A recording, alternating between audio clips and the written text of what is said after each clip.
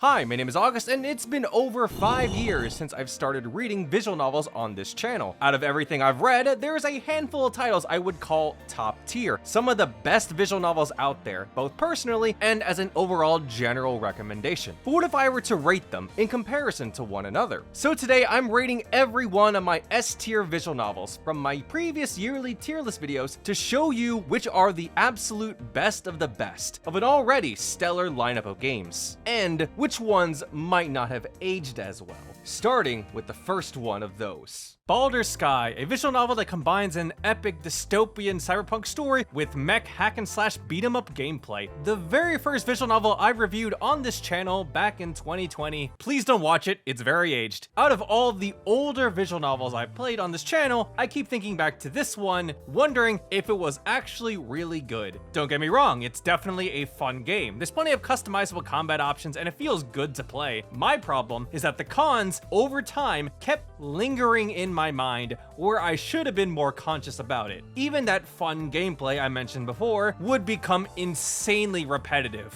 You have to play through 6 whole routes of more or less the same type of gameplay. And that's where the biggest criticism of Baldr Sky is. I just think it's too long of a game, with too little variation to keep it fresh and new. That said, the story does snowball to keep you engaged with the grand plot behind the larger mystery, but you really have to ask yourself, are you willing to see this story through to the end? It really demands that you be invested into this futuristic world and its characters. I sure was, but that's because I read VNs to the end and I don't drop visual novels normally. But thinking about it in retrospect, I would have found it a tad tiring if I played through it again. God forbid having to go through the reminiscence section again. That's probably the worst part of the VN that you can't skip. Story-wise, I do think there's some pretty cool sci-fi concepts in here that gets explained. I like how that advanced technology deeply affects those characters on a personal level. Shinatsu's case is a very strong example.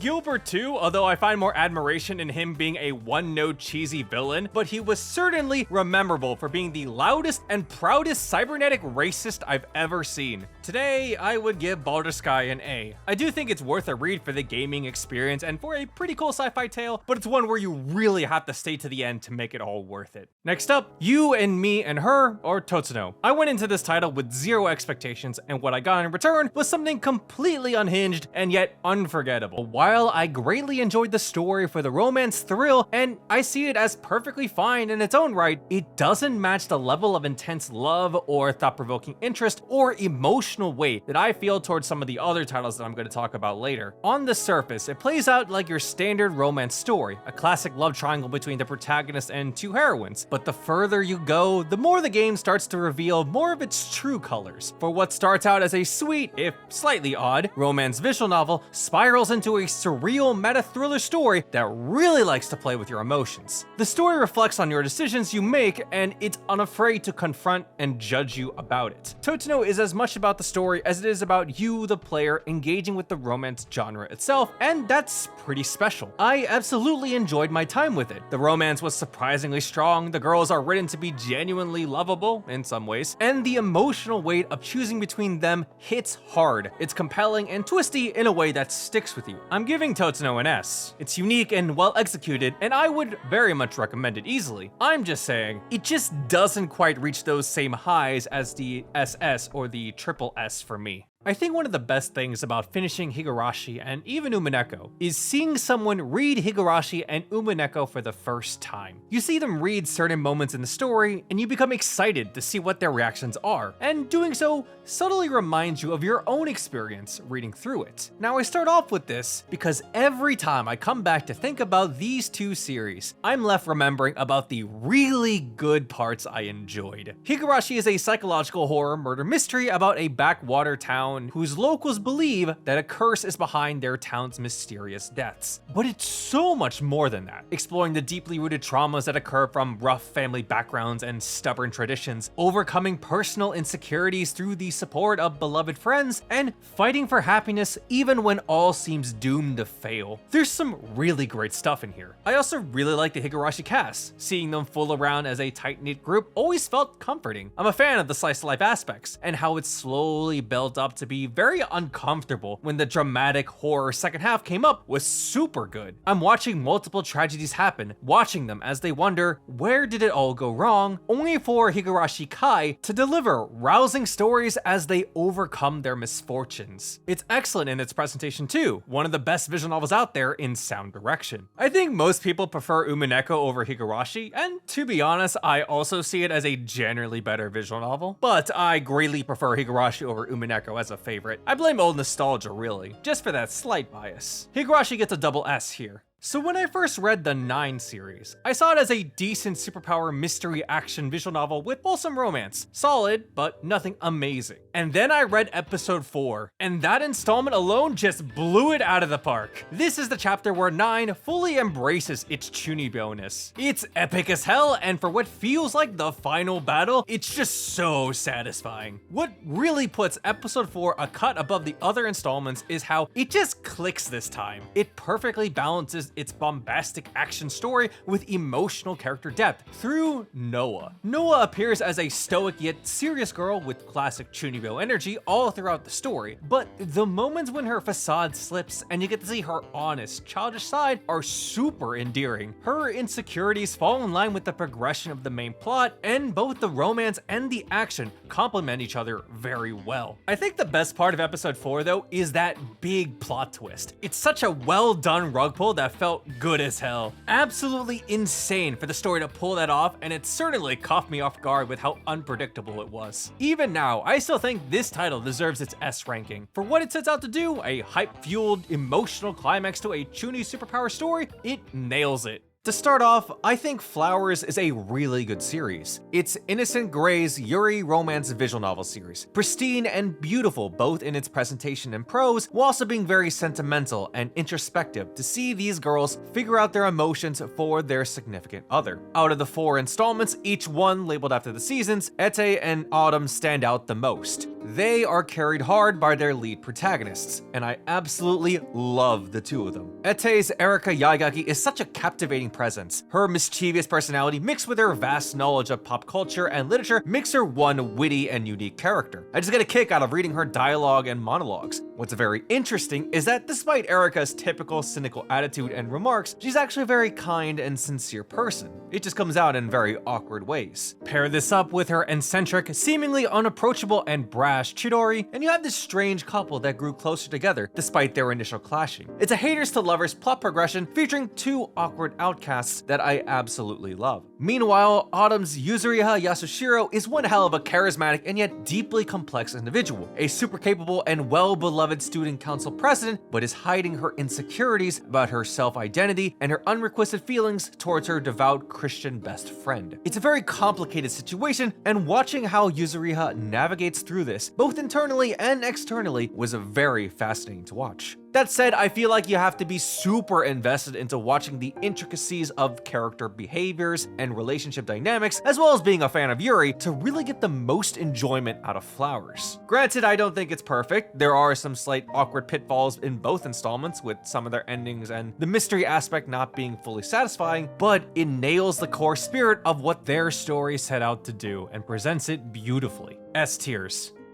Full Metal Demon Muramasa is one of those legendary stories you really can't experience anywhere else. It's just that special and ambitious. The production is just fantastic, showing off the dynamic 3D action scenes with Kageyaki fighting in his mech and showing just outright over-the-top battles. There's some really blowout hype moments in here. It's also got the writing to back it up. Muramasa's script sets the stage with its dark feudal Japanese world setting. You can really sense how much knowledge the author has in the subject material, from its historical Japanese context and actual swordplay. Every fight in here is detailed in this really meticulous, thorough style, impressively so. But that's not the only thing that's well thought out. Pretty much everyone in here is really interesting in their own right, seeing how fiercely dedicated they are to their life philosophies and showing how determined they are in their actions is something to see, only for the story to show them how flawed their views really are. Kageyaki's a great protagonist to watch through all of this, as he also also goes through his own personal journey too, constantly challenging his ideals all throughout the story. There's quite a lot to think about in Muramasa on a much deeper level. It's an exploration of moral self-discovery and self-righteousness in this context of the act of killing, from something as small as a personal grudge to a large-scale war conflict. This story dives deep into the morality and ethics of every single action done in here, comparing and contrasting different viewpoints and showing the consequences of each of them. For example, the moral predicament of seeking quote-unquote true justice while committing unspeakable acts of violence. That said, Muramasa is a very mature title, and I know some people will find the explicit graphic scenes disturbing and edgy for their taste, but I found myself not really bothered by it. It fits the dark setting and mature writing, and really shows how crazy and insane some people are in this story. Full Metal Demon Muramasa is a one-of-a-kind visual novel that leaves you thinking for a long while after it's over, and honestly, I think I'm still understating just how phenomenal of a story this is. Triple S tier, a very high recommendation for one of the best visual novels in the medium. Now this title I'm for sure marking down. Kinkoi Golden Loveriche is very good for a romance comedy title. Attractive and charismatic heroines, solid chemistry between the main character and the girls, and a final true route that really turns Kinkoi into something special while being thematically sound. However, it really doesn't stand up as well compared to the other titles in this list. Kinkoi falls into certain classic anime rom-com pitfalls, and there are some pretty absurd, tacky situations that in my eyes has now developed into a pretty bad aftertaste. All that said, Kinkoi is still a fairly decent choice for someone specifically looking for an anime rom-com visual novel. A tier. Now, Majikoi is what I consider to be one of the real OGs when it comes to romance comedy visual novels. Back when I first read it, I thought, yeah, this is pretty fun, it's hilarious, and it's got a lot of charm to it. And honestly, to a certain extent, I kinda still believe that. It's just, now that some time has passed, I find myself feeling a little differently. Of course, it's still got strong merits to it. The cast, still great. Every character has a strong, unique personality, and the best parts of the game are just watching all of these weirdos bounce off of each other in chaotic, hilarious ways. There's this constant energy to the story, whether it's comedy or action, that makes it easy to watch and makes most of them likable. It also gets very hype. Sword fights, martial arts showdowns, over-the-top tournament arcs, Majikoi is anime levels of absurd fun. Shout out to Kazuko's route in particular, which is still, in my opinion, the strongest of them all. It's heartfelt and gives a real sense of growth and determination. It's the one that left a mark on me the most. But here's the thing, when I look back on Majikoi now, it's become less remarkable. Most of the other routes, they're just okay. Enjoyable in the moment, but not ones I've felt super passionate about. And as the years go on, I've noticed that some of the humor and characters haven't aged all that well. There are definitely moments I can remember where I catch myself thinking,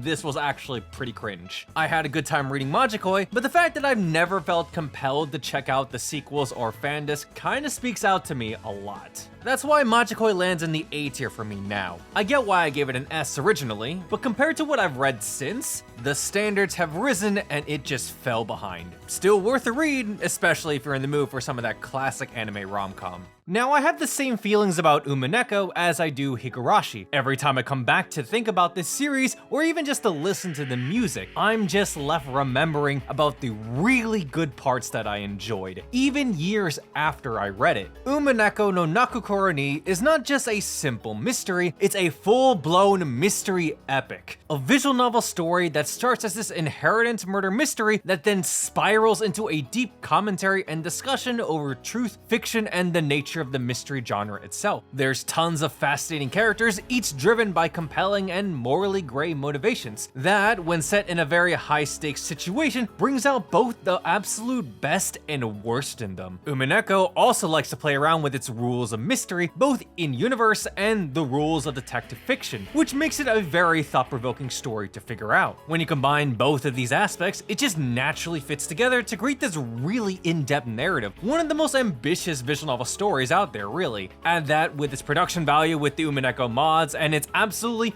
fantastic soundtrack, and it just really elevates the experience and immersion to even greater levels. Now, I get the most common problem with Umineko. It's just too long. It's a massive story, often needlessly wordy, repetitive prose-wise, and overall has pacing issues. Umineko demands patience. But it's one of those works where it just pulls you deeper into the world and its characters the more the story goes on. It actively wants you to figure out the mystery for yourself and come to your own conclusions at the very end. Umineko is a hallmark of the visual novel medium, adored by its very dedicated fanbase, and for good reason. Triple S tier. Next up, Cyanotype Daydream, a sci-fi drama romance story, one made up of multiple distinct narratives. Each story has its own unique premise and characters that actually ends up culminating together in its final grand story. This structure is very meaningful to Cyanotype Daydream because through its initial 3 stories, it explores love, loss, and ambition from very different angles. Case 1 is about a middle-aged failed writer stuck in a dying marriage that meets the daughter of the author who crushed his dream.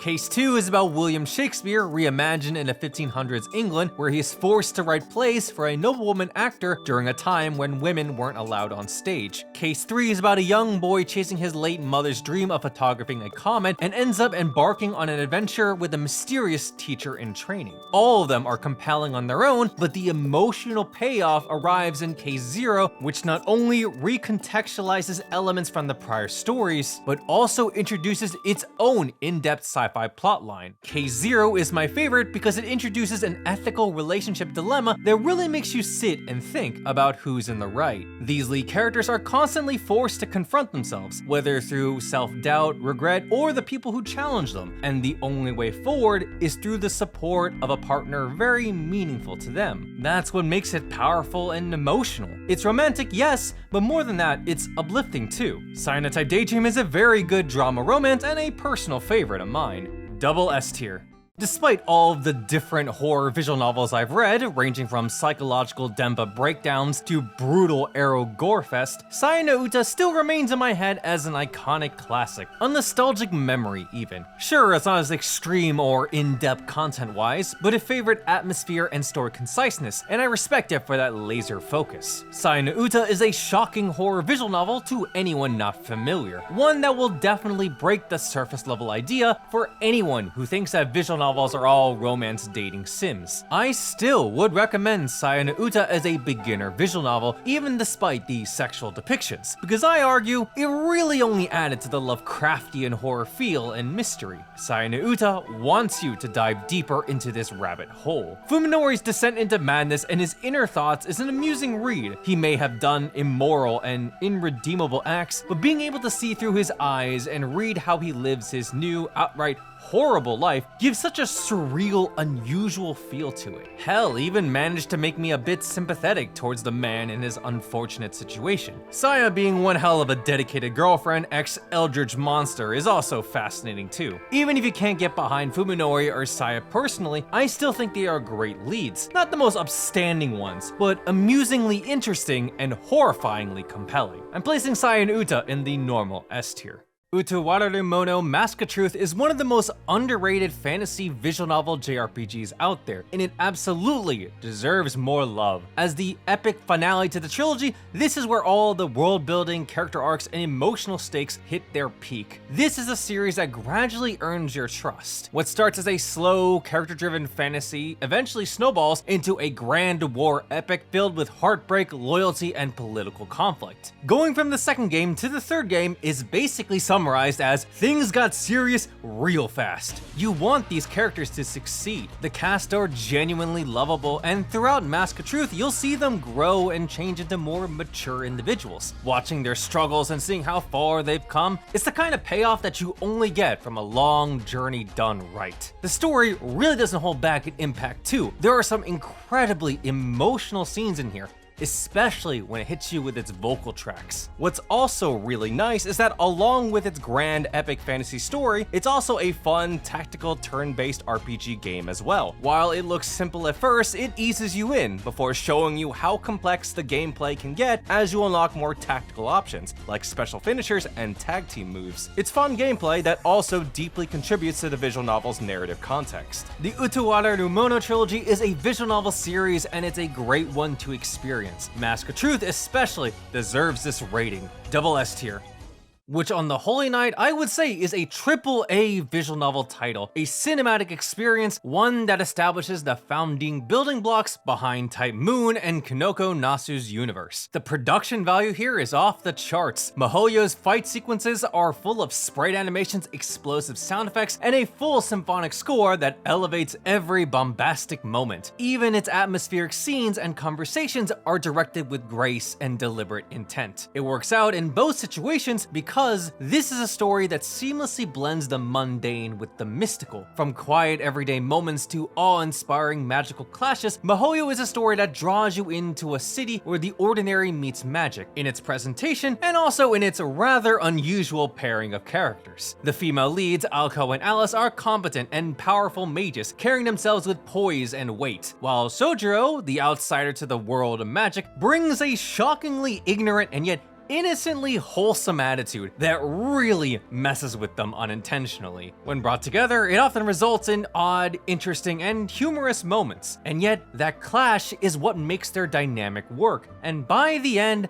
they'll end up learning plenty of wisdom from being with each other. Really, watching these three interact, whether in serious moments or relaxed daily life, is pure joy to me. It's not quite triple S tier for me, but still an easy double S. AOKANA Extra 2 is the gold standard for what a sports visual novel should be. Watching these competitive dogfights is exhilarating and hype as hell to watch. It's very cinematic and every fight is a full explosive display of the player's emotional feelings. It's not just a glorified visual presentation and cool action scenes, it also delivers character drama and payoff in a continuation of Misaki's story from the original AOKANA visual novel. While the original AOKANA was already a solid self-contained read, both as a romance title and as a sports story, Extra 2 took things to another level. This is more than just a fan disc, it's essentially a fully realized sequel that doubles down on competitive drive, emotional tension, and character growth. Not just Misaki, everyone gets their moment here. Even characters who barely had time to shine in the base game step up here. As a dedicated Asuka fan, I'm always going to be a little biased, but I still found myself loving how Misaki and her growth was handled here. After the main conflict in the original, it basically asks what's next for her, a question regarding her personal strength and motivation regarding the sport in her specific circumstances, and in the process of figuring that out, naturally led to Misaki and Masaya's relationship evolving and becoming more intimate and meaningful. AOKANA Extra 2 earns a strong S tier. It doesn't quite reach the level of a double S or a triple S in my eyes, but it still stands out as a very polished and emotionally satisfying visual novel that I've played. If you're somewhat invested in the AOKANA world, Extra 2 is an essential read. And if you're a fan of high-stakes sports stories with deep emotional stakes, AOKANA's Misaki route in this title absolutely delivers. Next up, Tsukihime Remake, a remaster of a beloved classic visual novel, now elevated as a modern-day masterpiece. Whether you are a longtime fan of the original or haven't heard of it at all, this remake is a powerhouse experience. This is Kinoko Nasu at his absolute best. His writing here is a showcase of full range, hype-packed action, psychological horror, and heartfelt slice-of-life introspection, all written with his unique and bold prose. But the writing isn't the only thing that's special. The presentation